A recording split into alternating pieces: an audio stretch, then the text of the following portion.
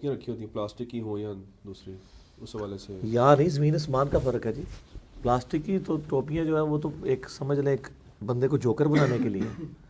اب اتنی دفعہ اس چیز کو ہائی لائٹ کیا گیا کہ اب لوگوں نے مسجد میں اچھی والی ٹوپیاں رکھنی شروع کر دی ہیں، وہ تبلیغی جماعت والی سخت والی وائٹ. یہ ہے کہ وہ کچھ عرصے بعد کوئی ایک دو بیچ میں سے چوری بھی ہو جاتی ہیں، تو وہ والی ٹوپیاں اگر مسجد میں رکھی ہوئی ہیں تو بہت اچھی بات ہے.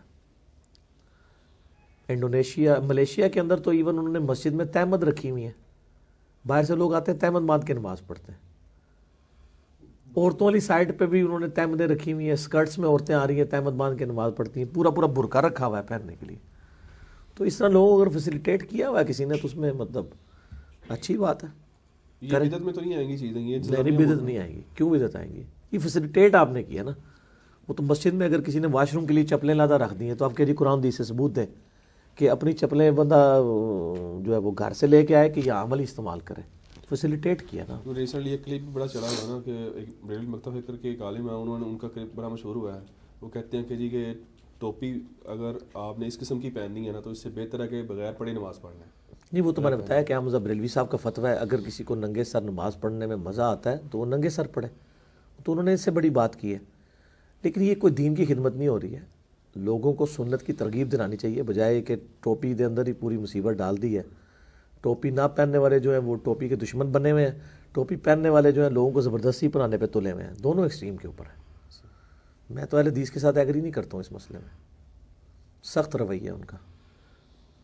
ٹوپی کی ترغیب دلانی چاہیے، سنت سے نفرت نہیں دلانی چاہیے. تبلیغی جماعت کے ساتھ چلے پر جانا اور مساجد وغیرہ میں کوئی مسئلہ نہیں. دیکھیں یہ جو درس نظامی کے کورس بھی ہیں کوئی بدعت تو نہیں ہے نا. سارے مکاتب فکر نے کورسز بنائے ہوئے ہیں کہ جی 8 سال کا، 6 سال کا، 7 سال کا. اب کیونکہ جی صحابہ کرام نے تو نہیں کیا، واقعی نہیں کیا انہوں نے.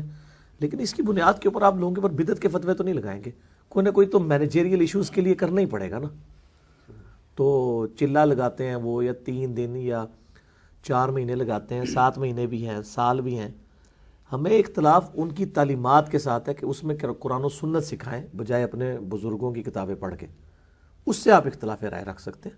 کام تو بہت نیکی کا کر رہے ہیں، وہ ظاہر قربانی کر رہے ہیں، گھر سے نکل رہے ہیں. جو لوگ جمعہ یا رمضان میں فوت ہو رہے ہیں کیا ان سے قبر میں سوال؟ یہ ضعیف روایتیں ملتی ہیں جمعہ اور رمضان کے بارے میں، لیکن وہ قرآن و سنت کے اصول میں بیٹھتی کوئی نہیں ہے. حساب تو بہرحال ہونا ہی ہے. حساب کے بعد ہی یعنی ہر شخص کو قبر میں آزمایا جانا ہے. سیدھی سی بات ہے. کیونکہ اکثر ہمارے یہاں یہ بڑی باتیں ہوتی ہیں لوگوں کے، بڑا خوش نصیب تھا جمعے کو مارا گیا یا رمضان. خوش نصیبی تو میرے بھائی اگر یہ ہے تو بخاری مسلم میں حدیث ہے، نبی علیہ السلام کا ایک غلام تھا مدعم، اتنا خوش نصیب تھا کہ خیبر کے موقع پہ اسے نامعلوم تیر لگا، شہید ہو گیا. صحابہ نے کہا کتنا خوش نصیب تھا، آپ صلی اللہ علیہ وسلم کا کجاوا کستا ہے سواری میں اور آپ کو وضو کرواتا ہے سب کچھ. آپ فرمایا تم اسے خوش نصیب کہہ رہے ہو، اور اس نے بیت المال میں سے ایک چادر چوری کی تھی جو مرتے ہی آگ کی اس کے اوپر ڈال دی گئی ہے. خوش نصیبی کا فیصلہ سب سے بڑا تو صحابہ کرام نے جس کے بارے میں کیا وہ تو نکلا جعلی. تو تواڈے میرے فیصلے کتنے اصلی نکل سکتے ہیں؟ صحابہ کرام نے بڑا صحیح فیصلہ کیا کہ بھئی حضور کا خادم ہے، کلمہ گو ہے، مسلمان سب کچھ ہے. وہ تو مسئلہ ہی کچھ اور نکل آیا، وہ تو عذاب میں تھا. اس کو تو اللہ تعالیٰ نے نہیں لحاظ کیا کہ یہ خادم رسول ہے تو چھوڑ دیا جائے. تو اس طرح کی باتیں جو ہے نا مطلب یہ بنی ہوئی ہیں. لوگوں کو دین کی خبر نہیں ہے. میرے بھائی اگر کوئی خانہ کعبہ شریف میں طواف کعبہ کرتا ہوا بھی مر جائے وہ اپنے مال کے مطابق اٹھایا جائے گا.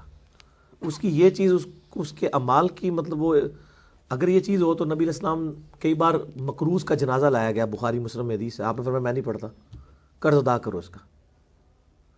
حالانکہ یہ بھی ہم کہتے ہیں جی حضور کے پڑھنے سے ویسے ہی معاف ہو جانا ہے. نہیں، چاہے آپ علیہ السلام بھی جنازہ پڑھ دیتے قرض تو نہیں معاف ہونا.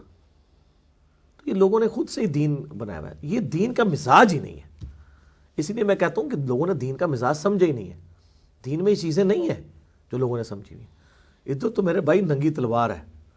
سعد ابن ابی وقاص جب جنگ قادسیہ کے لیے گئے سیدنا عمر نے خط لکھا اور کہا سعد اس پہ نہ کرنا کہ اللہ کے نبی کے ماموں ہو، یہ نبی علیہ السلام کے ننہال کے خاندان سے، اللہ کا کوئی رشتہ دار نہیں ہے. ان کا نبی علیہ السلام نے رشتہ داری ہے پر اللہ نہ کسی کی رشتہ داری نہیں ہے. اللہ تعالیٰ نے مال کے مطابق اٹھانا ہے. اینکی پھینکی کی پکڑا جائے گا. بھئی اللہ کا کوئی رشتہ دار نہیں ہے.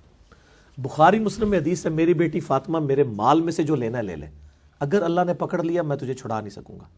حالانکہ فاطمہ جو ہے سلام اللہ علیہا جنتی عورتوں کی سردار ہے، بخاری مسلم میں ہے، لیکن وہ اصل میں ان کو نہیں پوری امت کو بتایا جا رہا تھا کہ بھئی اگر اعمال برے ہوئے تو آپ کی نسبت آپ کو فائدہ نہیں دے گی، اگر اعمال صحیح ہوئے تو نسبت کا فائدہ بھی ہوگا، کوئی شک نہیں۔ اگر اعمال صحیح ہیں تو نسبت کا فائدہ یہ ہے کہ امت محمدیہ صلی اللہ علیہ وآلہ وسلم اگلی امتوں سے پہلے جنت میں جائے گی۔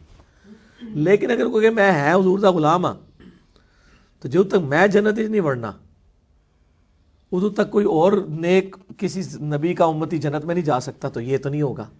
تو نیک ہے تو پہلے داخل ہوگا، اگر بد ہے دوسری امت والا پہلے چلا جائے گا، تو بعد میں جائے گا عذاب بھگت کے، نسبت نہیں کام آئے گی۔ ٹھیک ہو گیا۔